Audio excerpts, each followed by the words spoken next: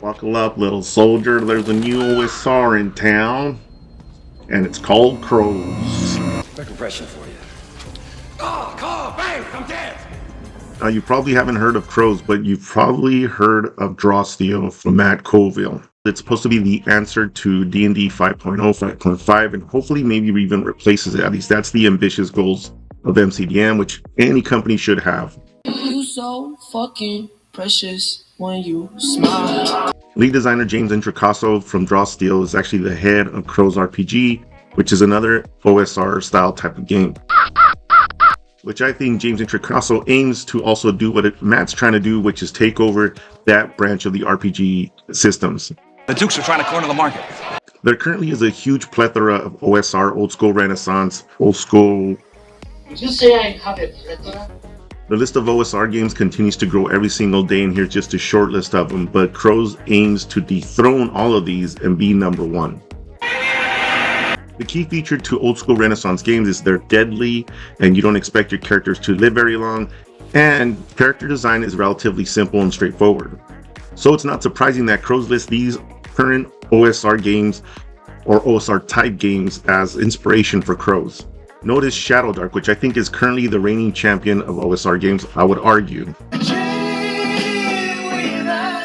The lore behind Crows is that there used to be some strong wizards that created lots of magic items, lots of monsters, and eventually met their demise, or at least went missing.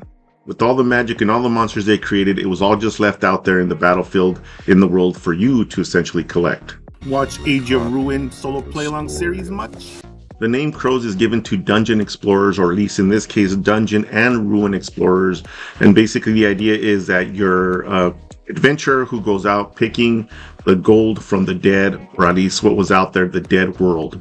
In Crows, there's not dungeon masters, there's referees, which is a reference to very old school games, specifically the old school Dungeons and Dragons. I mentioned that the world has a bunch of monsters running around made from these mages, and these monsters are considered to be very deadly.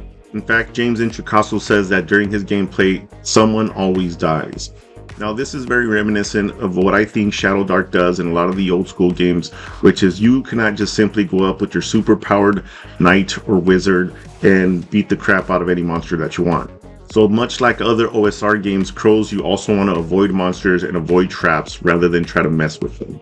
However, what happens when you get the cojones to actually want to fight a monster or take on a trap and disarm it? To do so, Crows is going to use their same 2d10 powered system that they use for Draw Steel, and there's going to be 3 tiers of results. On an 11 or less, you get no or low success for whatever you're trying to do. On a 12 to 16, you get a partial success with potentially something negative happening along with that. And a 17 plus is a full success. In this game, there's also critical successes, which you can get on natural 19s and 20s, and critical fails by rolling a 2 or 3, also called dooms. These critical successes and fails are essentially going to function very much like what currently happens in a lot of these OSR games, which is either you double the damage or you double the effect. And if you have a critical fail, you either trip, fall, potentially even lose a magic item, or something breaks.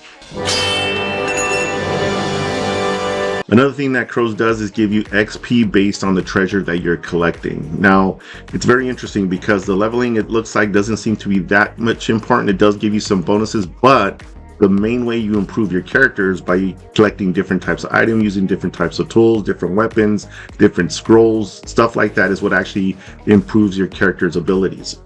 Similar to Knave, Crows does not have a class system, but rather maybe those very few experience points you're going to get from treasure give you a little bit of bonuses, but again, it really is just a matter of the type of weapons and spells you can get your hands on to cast and use. One thing that Crows aims to do is also follow in the steps of some of the old school Dungeons and Dragons games, which is have procedures. These are step-by-step things that are going to happen, and it's really intended to keep the game moving forward, keeping it excited, keeping you at attention, and making sure that you're engaged in the game. The game is doing this what they call real-time in-game. Every 30 minutes, there's going to be a procedure that happens where you're going to make a roll to see if there's any monsters or random encounters that are happening.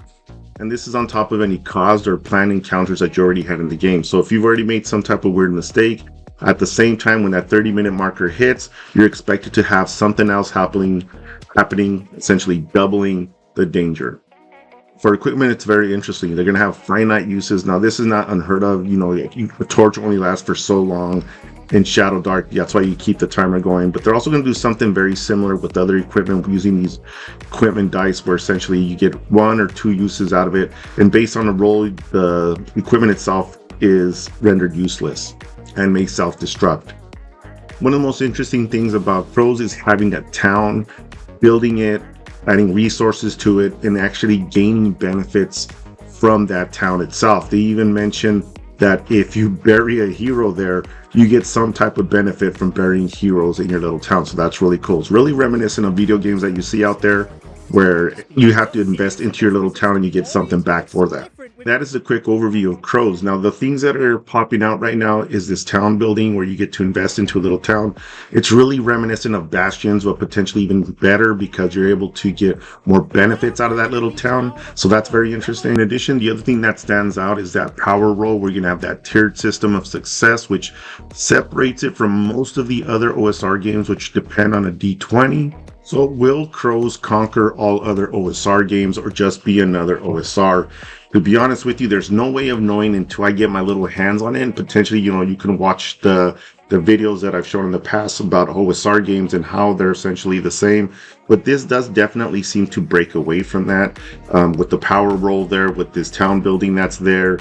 Those are going to be 2 of the biggest elements that I think are different from all the other OSR games that I've highlighted, which are essentially carbon copies of the old D&D, BX D&D, 1E D&D. They're all mixtures of that, and some even would sprinkle in, you know, some 3E or 5E.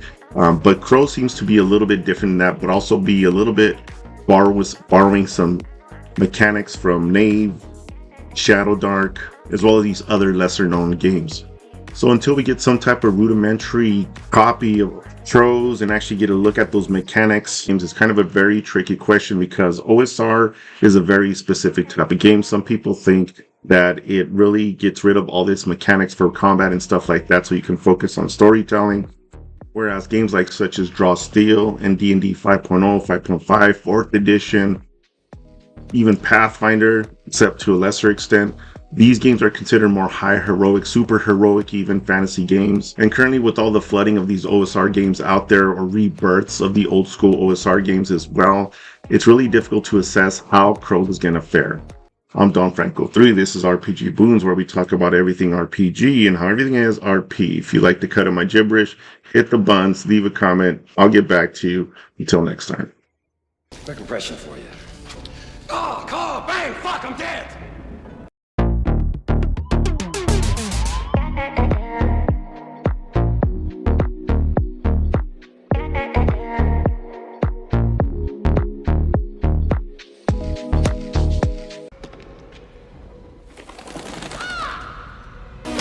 Can't rain all the time.